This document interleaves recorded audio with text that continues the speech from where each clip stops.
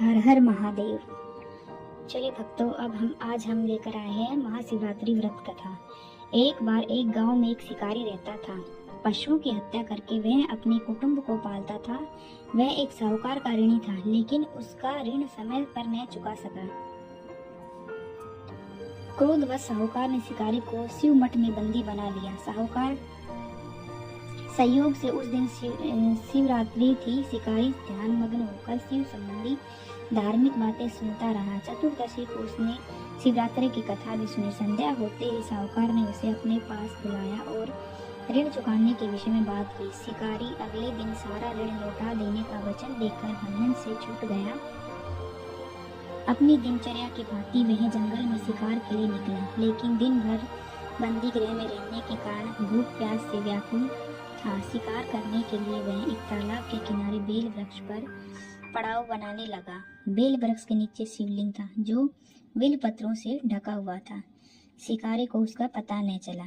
पड़ाव बनाते समय उसने जो टहनियां तोड़ी, वे संयोग से शिवलिंग पर गिरी। इस प्रकार दिन भर भूखे प्यासे शिकारी का व्रत भी हो गया और शिवलिंग पर बेलपत्र भी चढ़ गए। एक पहर रात्रि बीत जाने पर एक गर्भिणी मृगी तालाब पर पानी पीने पहुंची। शिकारी ने धनुष पर तीर चढ़ाकर जो ही प्रत्यंचा खींची। मृगी बोली, मैं गर्भिणी हूँ, शीघ्र ही प्रसव करूंगी। तुम एक साथ दो जीवों की हत्या करोगे, जो ठीक नहीं है। मैं अपने बच्चे को जन्म देकर शीघ्र ही तुम्हारे सामने प्रस्तुत हो जाऊंगा। तब तुम मुझे मार लेना। शिकारी ने प्रत्यंचा ढीली कर दी और मृगी झाड़ियों में लुप्त हो गई। प्रत्यंचा चढ़ाने तथा ढीली करने के वक्त कुछ बिल्व पत्र अनायास ही टूटकर शिवलिंग पर गिर गए। इस प्रकार उससे अनजाने में ही प्रथम प्रहर का पूजन भी संपन्न हो गया। कुछ ही देर बाद एक और हिरणी उधर से निकली। शिकार की प्रसन्नता का ठिकाना न रहा। समीप आने पर उसने धनुष पर बाण चढ़ाया। तब उसे देख हिरणी ने विनम्रता पूर्वक निवेदन किया, हे शिकारी, मैं थोड़ी देर पहले ऋतु से निवृत्त हुई हूँ, कामातुर विरहिणी हूँ, अपने प्रिय की खोज में भटक रही हूँ। मैं अपने पति से मिलकर शीघ्र ही तुम्हारे पास आ जाऊंगी। शिकारी ने उससे भी जाने दिया। 2 बार शिकारी को खोकर अब उसका माथा ठनका। वह चिंता में पड़ गया। रात्रि का आखिरी पहर बीत रहा था। इस बार भी धनुष से लगकर कुछ बेलपत्र शिवलिंग पर गिरे तथा दूसरे पहर की पूजा भी संपन्न हो गई। शिकार को खोकर उसका माथा ठनका। वह चिंता में पड़ गया। रात्रि का आखिर पहर बीत रहा था। तभी एक अन्य मृगी अपने बच्चों के साथ उधर से निकली। शिकारी के लिए यह सर्वणिम अवसर था। उसने धनुष पर तीर चढ़ाने में देर न लगाई। वह तीर छोड़ने ही वाला था कि मृगी बोले, हे पारधी, मैं इन बच्चों को पिता के हवाले करके लौट आऊंगी, इस समय मुझे मत मार। शिकारी हंसा और बोला, सामने आए शिकार को छोड़ दूं, मैं ऐसा मूर्ख नहीं। इससे पहले मैं 2 बार अपना शिकार खो चुका हूँ। मेरे बच्चे भूखे प्यास से तड़प रहे होंगे। उत्तर में मृगी ने फिर कहा, मेरे जैसे तुम्हें अपने बच्चों की ममता सता रही है, ठीक वैसे ही मुझे भी। इसलिए सिर्फ बच्चों के नाम पर मैं थोड़ी देर के लिए जीवनदान मांग रही हूँ। हे पारधी, मेरा विश्वास कर, मैं इन्हें उनके पिता के पास छोड़कर तुरंत लौटने की प्रतिज्ञा करती हूँ। मृगी का दीन स्वर सुनकर शिकारी को उस पर दया आ गई।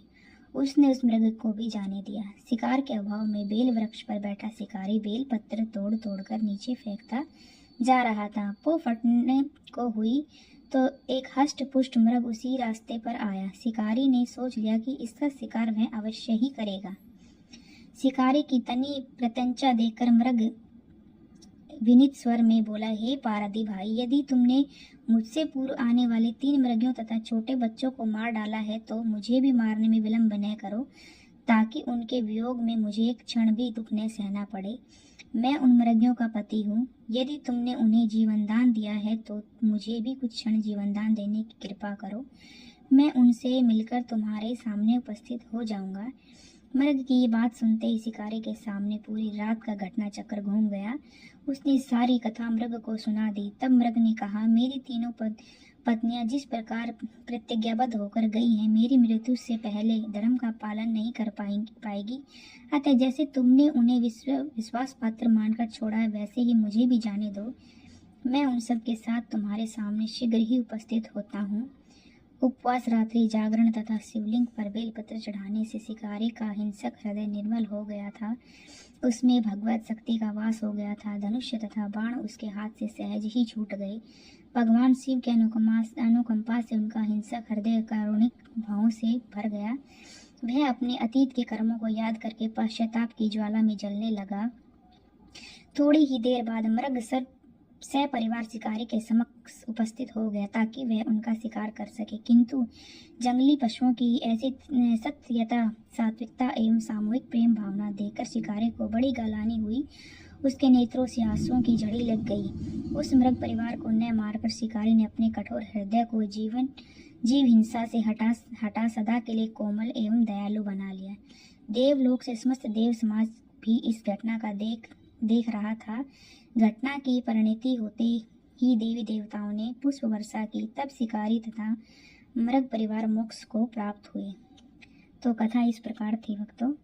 कथा अच्छी लगी हो तो हमारे चैनल को सब्सक्राइब करना ना भूलें। Thank you.